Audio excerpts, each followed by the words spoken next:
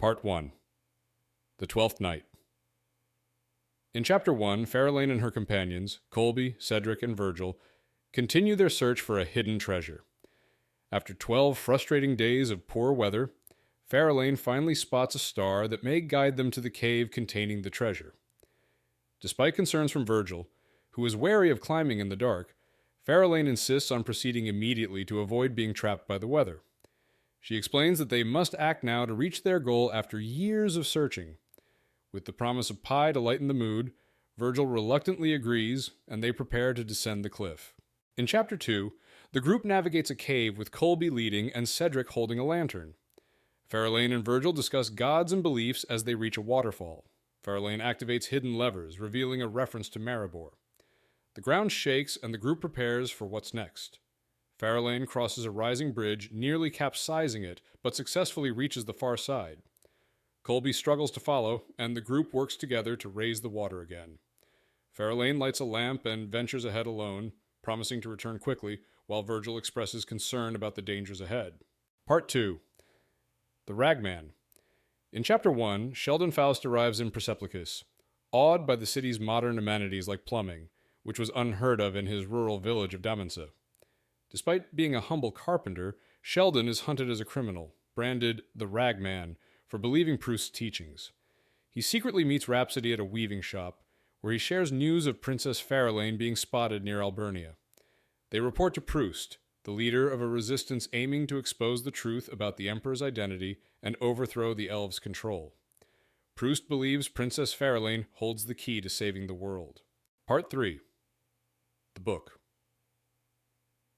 In Chapter 1, Farilane navigates a dangerous narrow tunnel, reflecting on her obsession with ancient texts and her mother's advice to be adventurous. She reaches a set of massive metal doors adorned with intricate reliefs, which she eventually opens after deciphering the clues tied to ancient locations. Behind the doors, instead of the expected treasure, she finds a small stone room with blank parchment. However, the top sheet reveals faint markings that lead her to uncover the long-sought Book of Brin, confirming that her dangerous journey was worth the risk. In Chapter 2, Farilane returns to her companions, noting the worsening storm. Colby warns they risk being trapped with limited supplies. The group decides to climb out of the cave, battling rain and slick rock. Despite the perilous climb, they reach the top, only to find their camp destroyed and horses gone. Colby suggests they seek supplies at Blithium Castel. Farilane realizes someone must have sabotaged their camp, possibly the monks. Amidst the storm, she revels in the moment, embracing the danger and feeling alive. Her companions react with disbelief at her unshaken enthusiasm. Part 4. The Bear Man. In Chapter 1, Farilane and her group arrive at the village near Blithium Castel seeking shelter. They discover their stolen horses in a monastery's corral and confront the monks, led by a brutish man, Gibson. Tensions rise, but Colby, a Teshlor Knight, intervenes. When the local imperial legion arrives, Farilane accuses them of failing to protect the villagers, suggesting corruption and possible treason. The Primus tries to intimidate them, but Colby diffuses the situation, threatening to expose the legion's wrongdoings. The confrontation escalates when the Primus orders their execution, setting the stage for conflict. In Chapter 2, Colby is washing his clothes and body in a river after the violent battle near the village. Farilane questions his frustrations, and Colby admits to feeling scared, though he hesitates to explain. Virgil suggests Colby's fear stems from his deep duty to protect Farilane. The conversation shifts to their bond with the Teshlor Knights, who love Farilane not out of romantic interest, but for her embodiment of their ideals. They discuss the situation at the fortress, with Colby sending Cedric to take control until relief arrives. The chapter ends with Colby's plan to have Cedric manage the fortress alone. Part 5. The Scribe. In Chapter 1, Farilane is frustrated after discovering that the book she unearthed is a partial copy of the Book of Brin, not the original. While reviewing the manuscript, she uncovers important notes from Falkirk de Roche that aid in her historical work. However, her work is interrupted by a visit from Virgil, who introduces a scrivener, a replacement for Virgil. The chapter reveals Virgil's imminent retirement due to aging and declining health, which deeply affects Farilane. Despite her emotional turmoil, she hides her pain behind a conversation about pie, knowing she must face another painful departure. In Chapter 2, Farilane seeks solitude in the family crypt to grieve, reflecting on its history as a tomb turned palace. There, she encounters her brother, Nordyen, who is also drawn to the crypt, though his visit remains vague.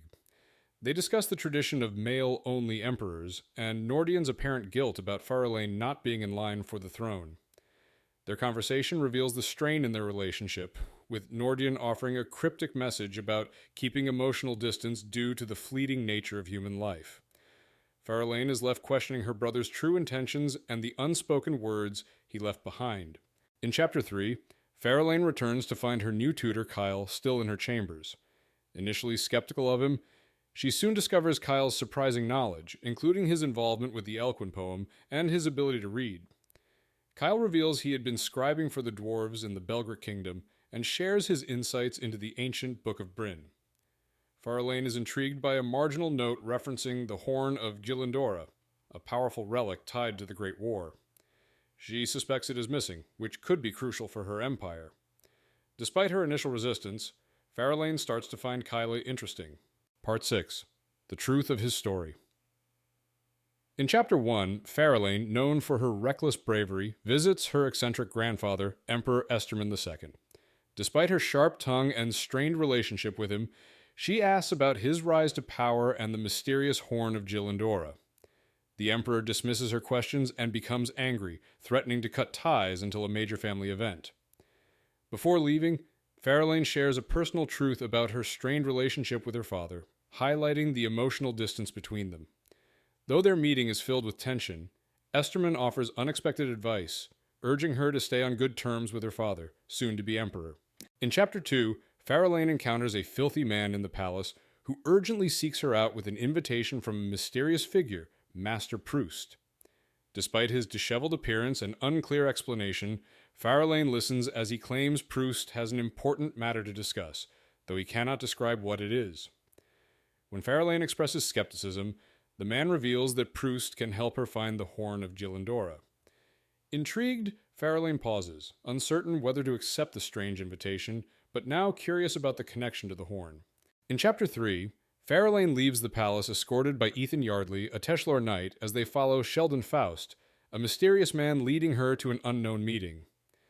They pass through the square, where Farilane humorously questions Ethan about his good looks before Sheldon guides them to a stable belonging to the Imperial Grand Circus. There they meet Proust, a leader of a controversial religion.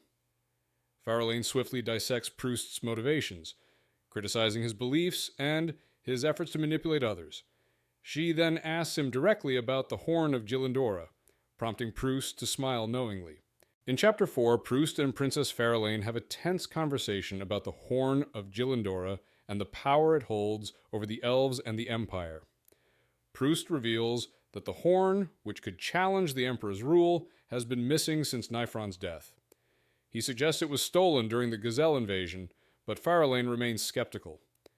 Proust proposes that she search for the horn at Dibben Monastery, where a monk was present when Nifron died. He also asks her to take Sheldon with her to report back on the horn's fate. Farilane, though unsure, agrees to pursue the search. Part 7. The Fairy. In Chapter 1, Farilane grows frustrated over a missing horn, which could lead to catastrophic consequences. She confides in Kyle about her concerns, revealing that the horn's absence might connect to the long-hidden truth of the Great War. Proust, a cult leader, has his own theories, but they only deepen her suspicions. Farilane discusses her desire to protect her life's work and knowledge, contemplating a public repository for literature. As she connects the horn's disappearance to a possible burial site at Dibben Monastery, she decides to investigate further, and Kyle, already packed, agrees to join her. In Chapter 2, Farilane processes the death of Virgil Hearn, feeling regret for not expressing her love before his passing. She avoids his funeral and instead focuses on her next move. She visits the Teshlor Guildhall, where she meets Enzio and Colby, preparing for another investigation. Farilane has a new lead and intends to venture out, but Colby informs her that First Minister Dre has imposed a restriction on her travel, citing an order from the Emperor.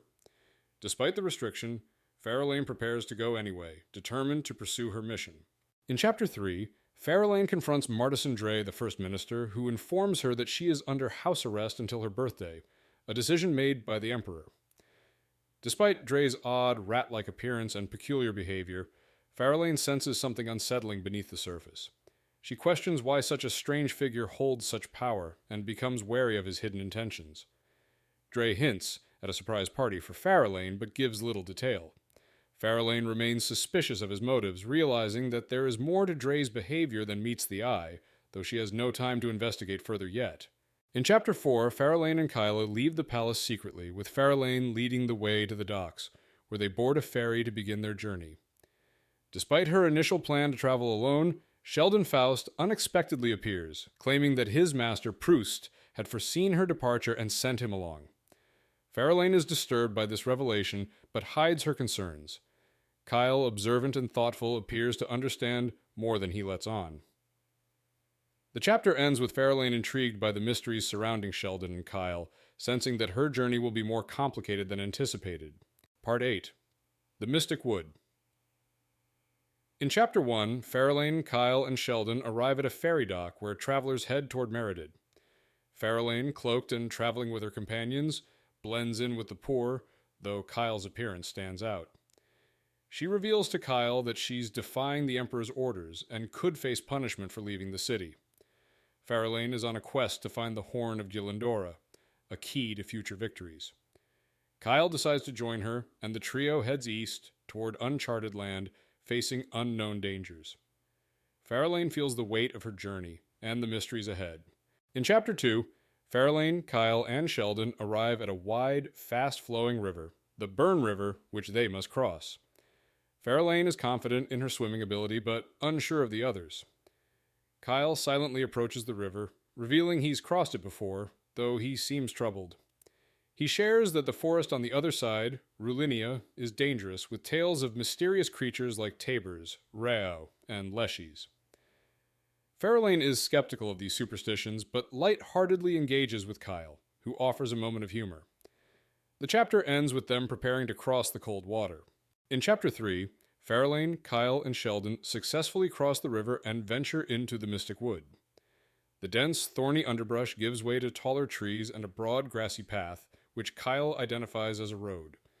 As they travel, Kylie mentions Suri, a mystic linked to the area, and recites an epic poem about her.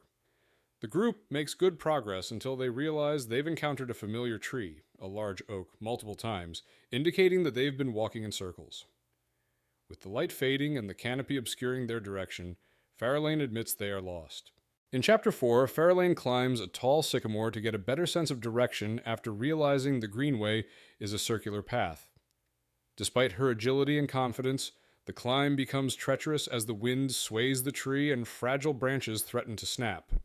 She pushes through, her body trembling with exertion and fear of falling. Reaching the top, she is met with a view of an opaque gray sky, blocking any chance of identifying the direction.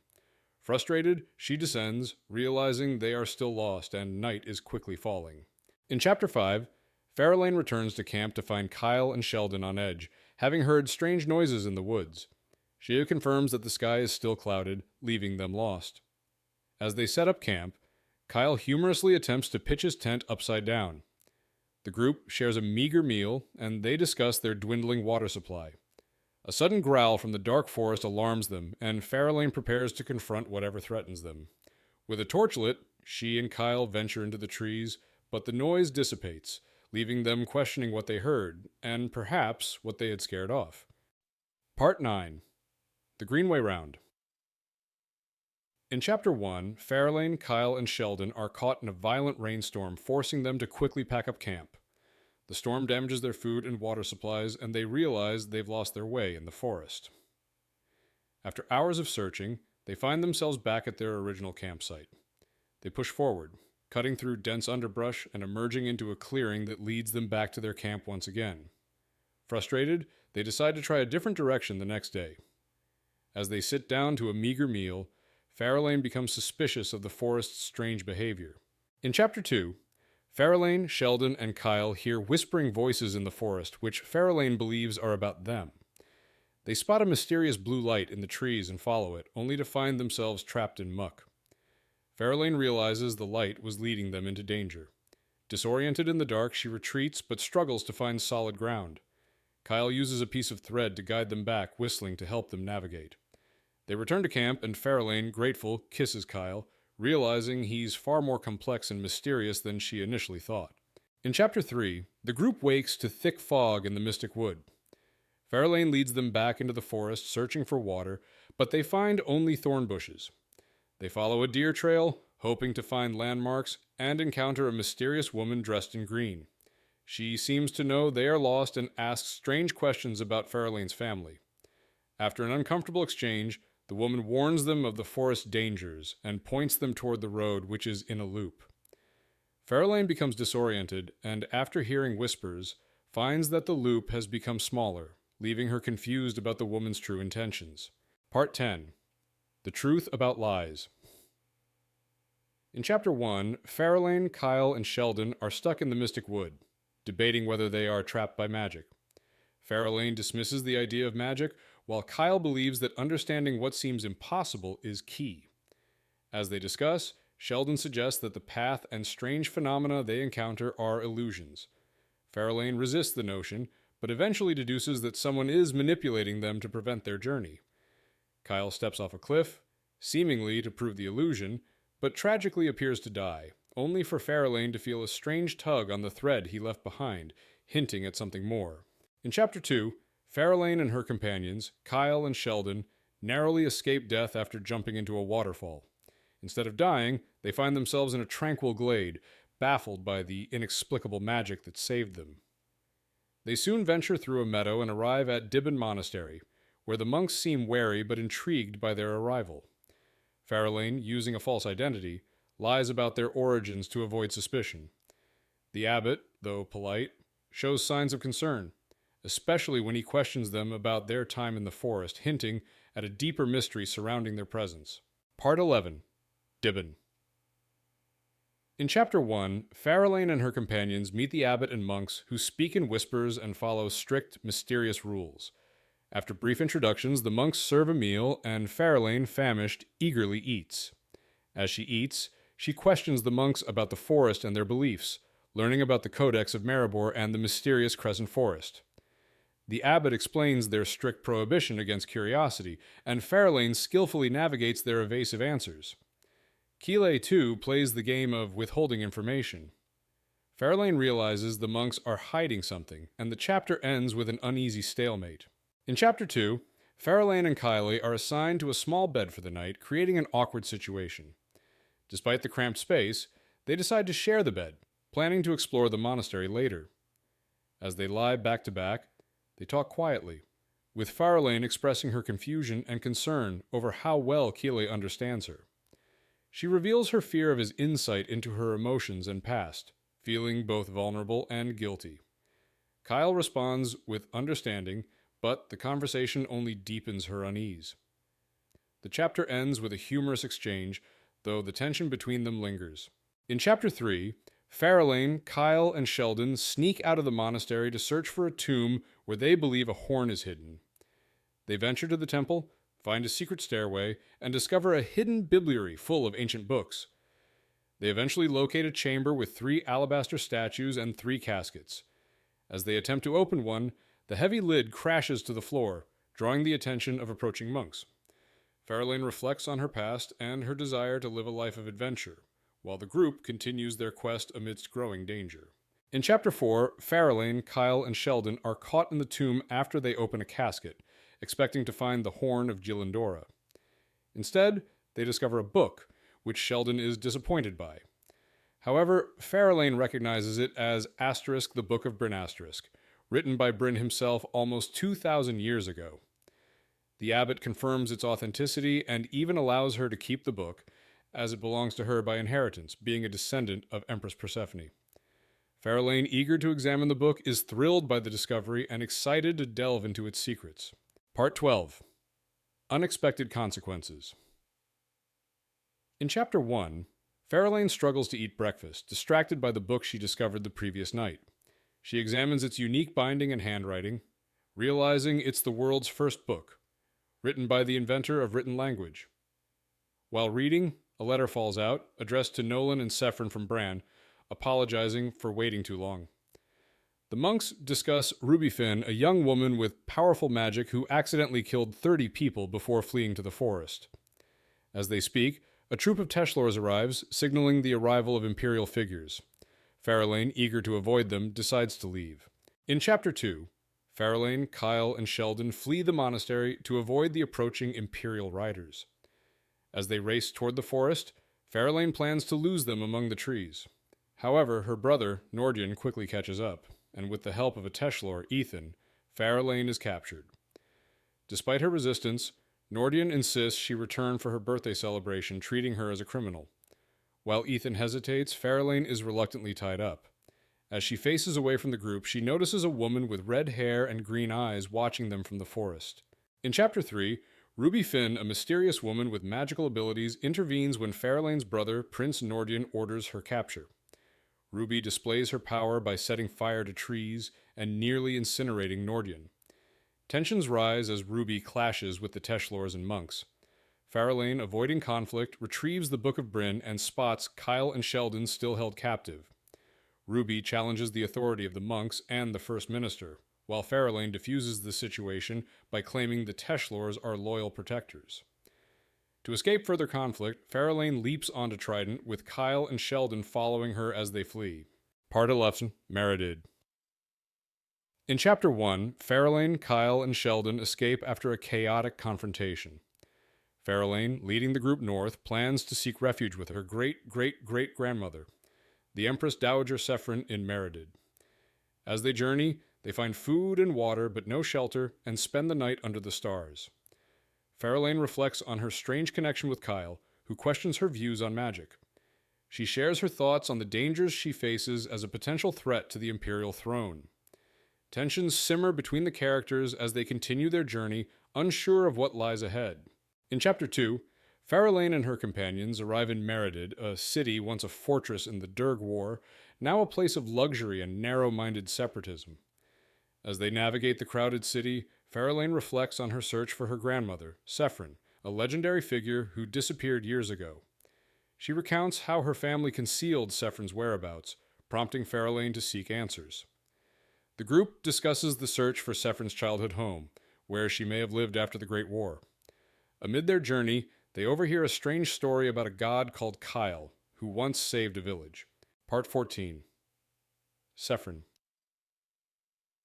In Chapter 1, Farilane, Kyle, and Sheldon navigate the city and discuss Kyle's past.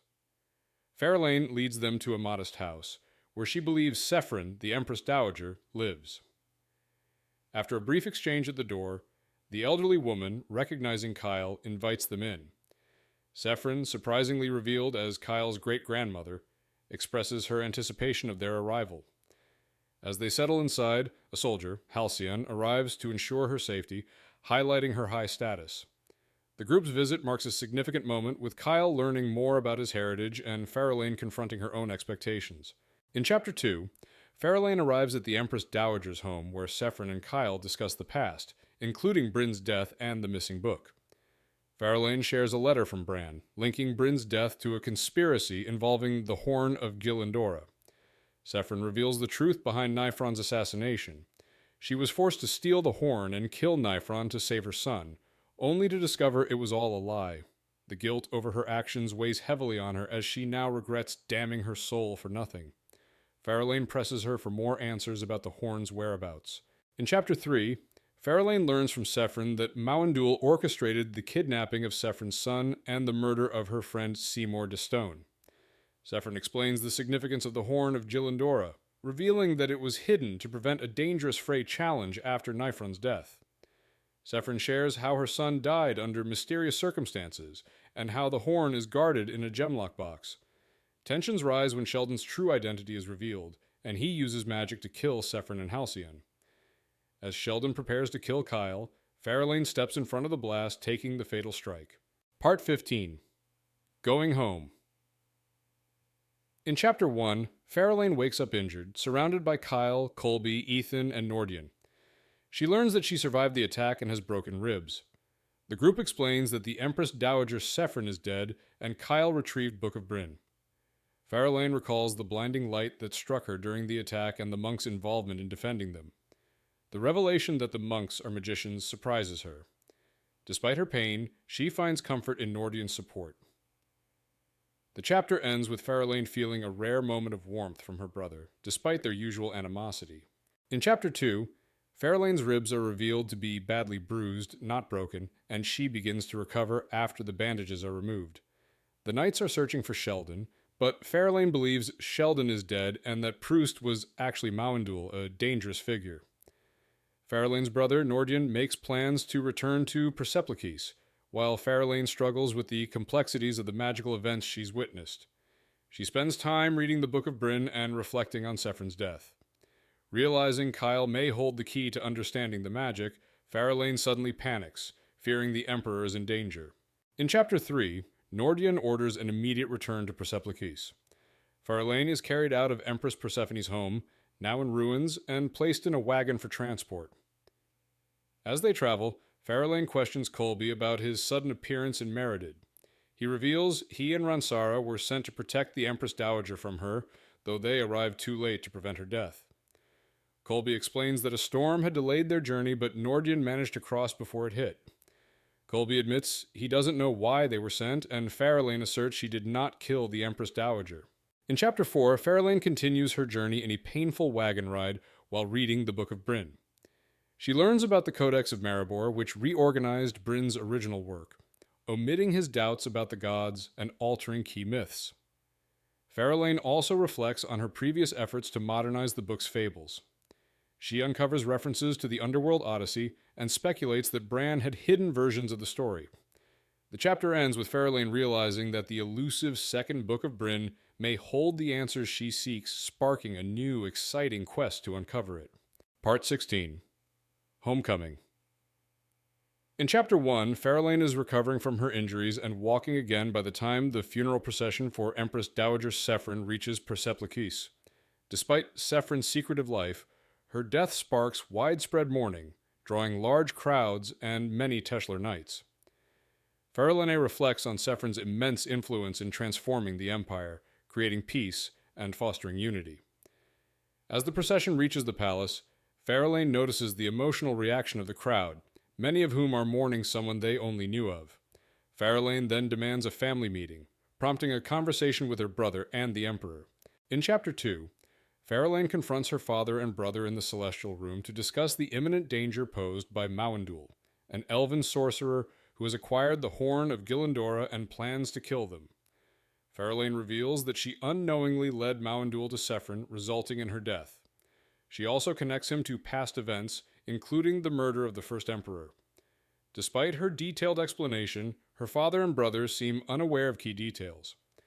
Farilane pushes for urgent action, demanding the Emperor's protection, but her father insists on consulting the Emperor directly.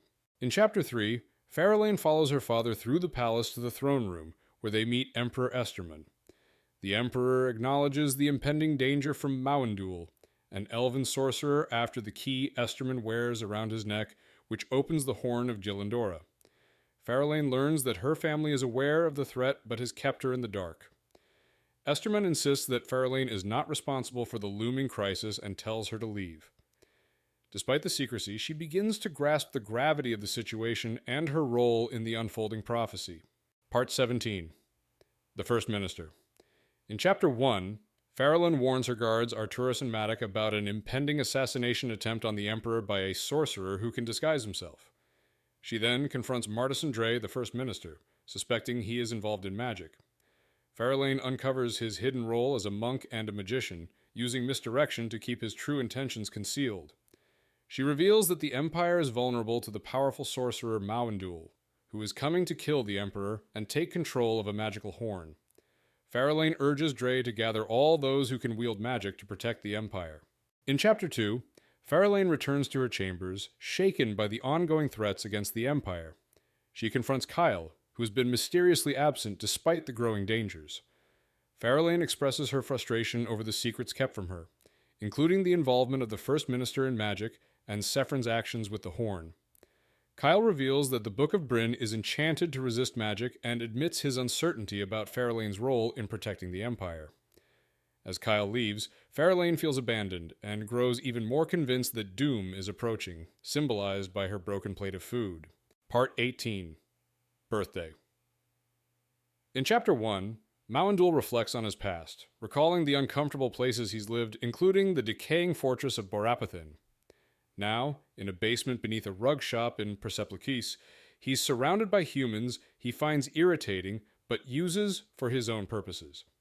He leads a small group of desperate, loyal followers, using them to gather intelligence and spread his anti-elf message. Mawandul plans to use a powerful horn to make himself invulnerable, eventually aiming to become ruler of the world. Before leaving, he commands his followers, particularly Rhapsody, to spread his message and build a church dedicated to Novron. In Chapter 2, Farilane is woken by an urgent knock on her door, signaling the start of her birthday and the continued absence of Virgil. Colby and Ethan inform her of an imminent threat.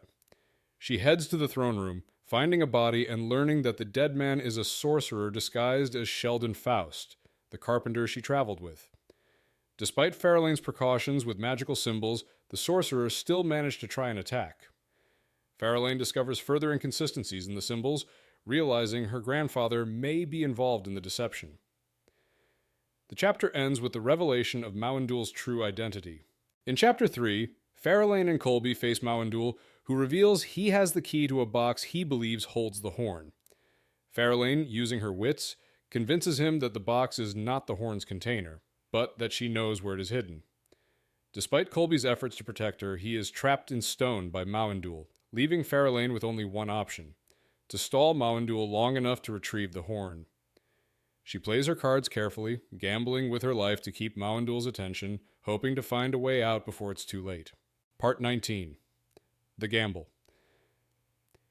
In Chapter 1, Farilane rushes through the palace, ordering everyone to stay away from the throne room.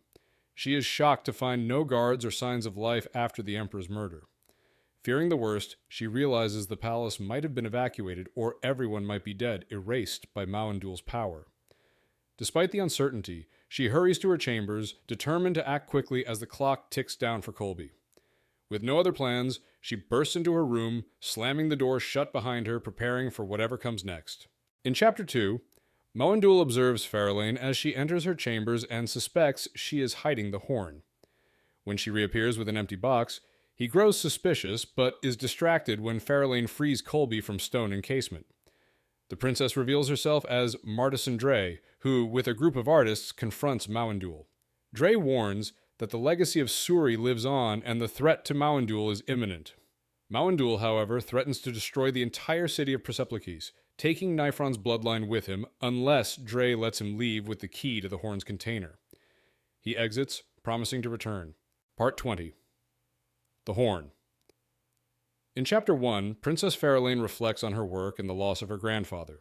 She discusses her book, The Migration of Peoples, and her pursuit of the second Book of Brin, which could provide answers about a lost historical manuscript. Farilane expresses her discomfort with funerals and her desire to leave the palace, but Colby the knight insists on staying by her side. Their conversation reveals mutual respect, though Farilane is still grieving. The chapter ends with a summons from her father, Nerian, who calls her to discuss a matter, leaving Farilane to prepare for another shift in her responsibilities. In Chapter 2, Princess Farilane meets her father, Nerian, who is struggling with his new role as emperor. He faces a confrontation with the First Minister, Martison Dre, who has secretly practiced magic, which is illegal in the Empire. Farilane advises her father to create a guild of wizards to protect the Empire from future threats, including Mawandul. Later, Nerian thanks Farilane for her bravery in dealing with Mawandul and offers to build her a library to house her books, despite the Empire's anti-reading laws. Farilane is surprised and moved by his gesture, signaling a shift in their relationship. Part 21. The Library. In Chapter 1, Farilane, excited about her new project, A Place for Books, struggles with naming her future library. She welcomes 3 strangers, Heleno, Orvis, and Eklis, who are sent by the Emperor to show her potential sites for the building. Despite her preference for horseback, they insist on a cart due to practical reasons. As Farilane inspects the men's attire, she notes their nervousness. Before they leave, she inquires about Colby, her guard, but he's absent. Farilane, along with her new team, heads to the river for a site inspection, as plans for the grand building move forward. In Chapter 2, Farilane continues her journey with Heleno, Eccles, and Orvis discussing the building plans for a palace her father promised her. The group travels by wagon, and Farilane becomes suspicious of their intentions when she notices a group of armed legionnaires waiting at the dock. They board a ferry, and Farilane presses her companions about their identities, eventually revealing them as dishonored officials involved in a conspiracy. As she faces execution, Farilane's scribe, Kyle, appears, revealing the truth and saving her. A battle ensues, but Farilane discovers Kyle is unharmed, and they share a quiet moment amid the chaos. Part 22. The Prophecy. In Chapter 1, Farilane, leading the Teshlor Knights, arrives at the imperial palace after a swift victory. Her father, Emperor Nerion, and brother Nordion face her as she demands answers for their attempt on her life. Farilane reveals the prophecy foretelling her rise to power, which includes events like her survival and leadership over the Teshlor Guild. Her father admits the prophecy's accuracy, but claims they had no choice but to order her death. Farilane confronts Kyle, learning he was complicit in the plot, before addressing her family and asserting her right to rule. The knights and citizens rally behind her. In Chapter 2, Farilane confronts Kyle in the imperial throne room, demanding to know why he wants her dead. Kyle reveals his identity as a powerful figure from an ancient pantheon, explaining that he made a mistake involving a magical horn tied to succession. The horn cannot function if twins are born, as both would be seen as heirs, leading to the destruction of the ruling house. Farilane must die at dawn to lock the timeline and prevent disaster, though she has the choice to live, which would cause catastrophic consequences. Kyle expresses regret, revealing his struggle and hinting at past sins. Part 23. A Blizzard in Summer. In Chapter 1, Farilane reflects on her mother's advice and the regrets she has about her unfulfilled adventures. Standing in the city of Persephone, she announces to the gathered crowd that she will sacrifice herself for the Empire to prevent a great evil. She declares that reading, writing, and magic will be legalized, and establishes a library and the Imperial Censarium Council to protect the Empire's future. Farilane charges the Teshlor Knights and Censors with ensuring these changes, expressing her deep regret for not fully embracing her role as princess. Her speech leaves the crowd in tears. In Chapter 2, Farilane learns that no one in the city will serve as her executioner. Kyle, who has seen her future, confesses his love for her, revealing their long life together if she chooses to live. Despite the bond they share, Farilane remains resolute in her decision to sacrifice herself. As dawn breaks, Kyle struggles with his emotions and the weight of his role. He kisses her before leaving the palace, where the city reacts with sorrow. Outside, a strange snowstorm of white feathers begins to fall, marking the beginning of her sacrifice.